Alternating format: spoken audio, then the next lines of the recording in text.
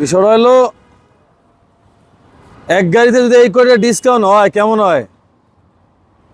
এক গাড়িতে এই টাকা ডিসকাউন্ট, গাড়ি ফ্রি নাই, টাকা ডিসকাউন্ট এক গাড়িতে।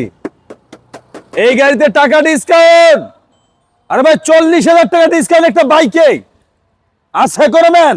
40,000 টাকা ডিসকাউন্ট দেবে এই বাইকে। 40,000 টাকায় 24-এর model Indonesian version R1 V4 এই ঈদে আপনি পাচ্ছেন নগদ হ্যান্ড ক্যাশ 40,000 টাকা পুরস্কার, আর প্রাইস হলো মাত্র 5,40,000 টাকা।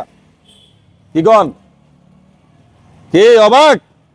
আরে ভাই 6,70,000 টাকার বাইক যদি আপনি 5,40,000 টাকা পান, তাই এর তো ডাবল ডিসকাউন্ট হলো না?